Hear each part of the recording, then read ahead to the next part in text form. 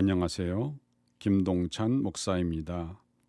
오늘 함께 묵상하실 큐티의 제목은 작은 일로부터 시작된 위대한 일, 나야가라 현수교입니다. 오늘 함께 묵상하실 하나님의 말씀은 마태복음 25장 21절의 말씀입니다. 그 주인이 이르되 잘하였도다 착하고 충성된 종아, 네가 작은 일에 충성하였음에 내가 많은 것으로 네게 맡기리니 내 주인의 즐거움에 참여할지어다 하고. 아멘. 우리는 세상을 살면서 가능하면 남이 하는 것보다 더 큰 일을 하고 싶어 합니다. 큰 일은 많은 사람이 주목해서 명성을 얻기가 쉽고 큰 이익도 따라오기 때문입니다. 그러다 보니 누구나 작은 일들은 하찮게 생각하고 싫어하기 마련입니다. 하지만 오늘 본문에서 예수님은 오히려 사람의 충성됨과 성실함은 작은 일을 맡겨보았을 때 거기서 판가름 난다고 하셨습니다. 즉, 작은 일에 성실하지 못한 사람은 큰 일에도 불성실하다는 것입니다. 우리가 잘 아는 미국의 억만장자 록펠러의 회사를 부유하게 만들어준 스탠더드 오일은 1880년대 후반부터 1911년까지 미국 석유 정제 시장의 90% 이상을 차지하며 거의 독점적인 지위를 누렸습니다. 당시 스탠더드 오일의 시장 지배력은 엄청나서 석유 생산부터 운송, 유통까지 모든 단계를 통제하며 막대한 이윤을 창출했습니다. 그런데 이 스탠더드 오일 회사를 세운 1등 공신 중의 한 사람은 존 아치볼드라는 사람이었습니다. 아치볼드는 원래 스탠더드 오일의 말단 직원이었는데 그는 한 통에 4달러라는 별명으로 불렸습니다.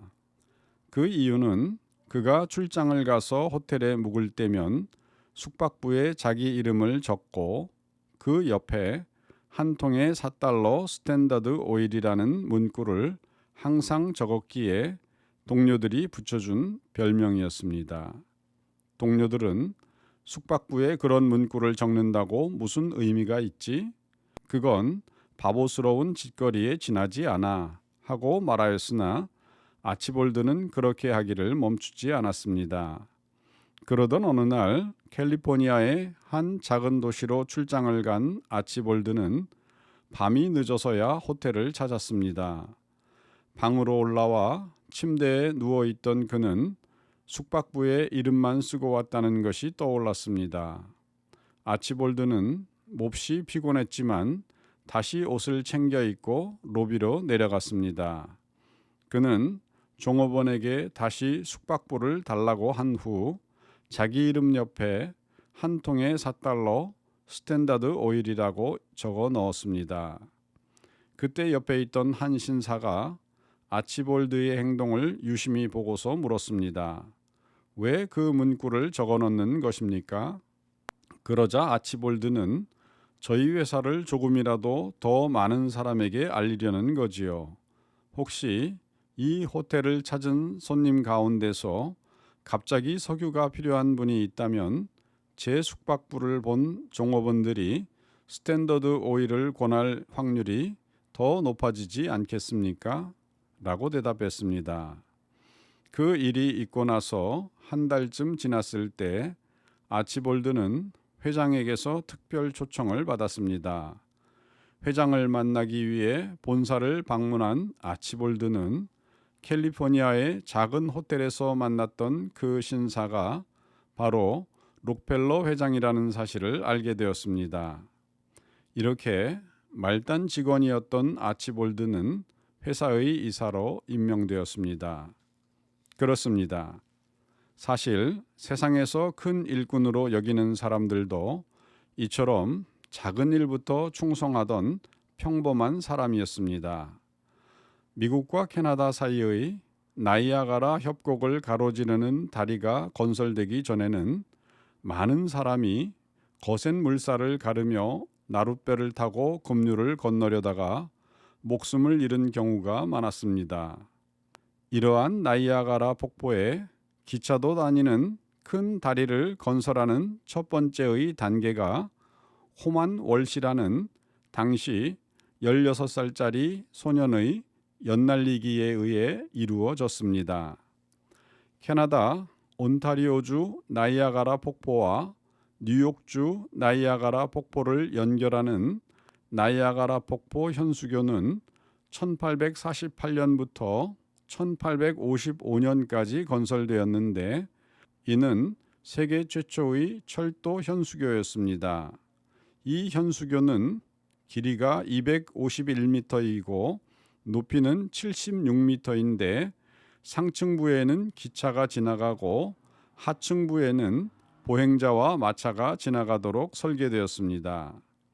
이 다리는 캐나다 정치인 윌리엄 해밀턴 메리트가 자국의 경제 활성화 및 이웃 국가인 미국과의 무역을 촉진하려는 계획을 세우고 추진하였습니다. 결국 미국에서도 이에 호응하였고 이렇게 양국을 연결한 철도는 나이아가라 폭포 주변 지역에 대규모의 무역과 관광객의 유입을 가져왔습니다. 그리고 미국 남북 전쟁이 일어나던 1861년부터 1865년 사이에는 미국의 노예들이 이 현수교를 건너 캐나다로 탈출하는 루트가 되기도 하였습니다.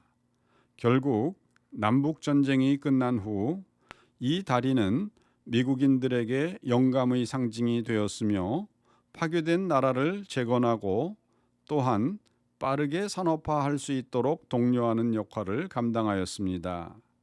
그런데 흥미로운 사실은 이 다리의 건설을 시작할 수 있었던 방법에 있습니다. 나이아가라 현수교 건설을 위해서 당시 유럽에서 공학 교육을 받은 최초의 미국 태생 토목 기술자인 찰스 엘렛 주니어가 총책임자로 임명되었습니다. 그런데 이 엄청난 공사를 위해서는 일단 협곡 사이를 연결하는 철제 케이블을 설치해야 했는데 문제는 나이아가라 협곡의 너비는 245m이고 그 사이를 흐르는 물살은 클래스 6등급의 급류였습니다. 따라서 보트를 타고 건너기가 어려웠습니다. 또한 1800년대에는 헬리콥터가 없었기 때문에 헬기로 케이블을 나르는 것도 불가능했습니다. 기술자들은 줄을 부착한 대포알을 쏘는 방법과 로켓에 줄을 매달아 발사하는 방법도 고려하였지만 어느 것도 쉽지 않다는 결론이 내려졌습니다. 그런데 이때 교량 감독관이었던 데어도어 휴렛이라고 하는 사람이 아이디어를 내었는데 그것은 협곡을 가로질러 연을 날리고 제일 먼저 반대편에 연을 도착시키는 사람에게 $10의 상금을 주겠다는 제안을 한 것이었습니다. 이 금액은 2023년 기준으로는 $352로 2024년 4월 한국 돈으로 환산하면 48만 7,500원에 해당하는 금액이었습니다. 이때 호만 월시라는 소년이 캐나다 쪽에서 연을 날리었고 1848년 1월 31일 이를 통해 마침내 나이아가라 협곡을 가로지르는 가는 끈을 보내는 데 성공하였습니다. 이렇게 첫 번째 끈이 연결되자 엔지니어들은 그 연줄에 가는 로프를 연결하여 잡아당겼고 또 이 로프에 더 큰 로프를 연결하여 당기는 식으로 마침내 협곡을 가로지르는 튼튼한 공사용 와이어 케이블이 연결되었습니다. 그리고 이 케이블을 통해 작업자들과 도구, 자재를 실어 나르는 튼튼한 철제 바구니가 설치되었고 마침내 미국과 캐나다 두 나라 사이를 기차와 마차가 지나갈 수 있을 만한 튼튼한 다리가 건설되었습니다. 이 모든 엄청난 건설 작업은 작고 가느다란 연줄 하나에서 시작되었습니다. 그렇습니다. 이 일은 영적인 세계에서도 마찬가지로 일어납니다. 그래서 예수님께서는 작은 것을 무시하지 않고 중요하게 여기셨습니다. 예수님께서는 말씀하시기를 누가복음 16장 10절 지극히 작은 것에 충성된 자는 큰 것에도 충성되고 지극히 작은 것에 불의한 자는 큰 것에도 불의하니라. 아멘. 그렇습니다.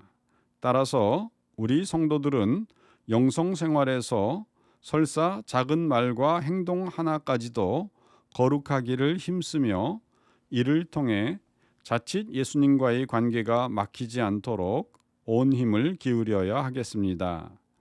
만일 작은 것이라고 소홀히 여기며 실수와 잘못을 반복하다 보면 어느덧 양심의 화인 맞아 주님으로부터 멀어질 수도 있으니까요.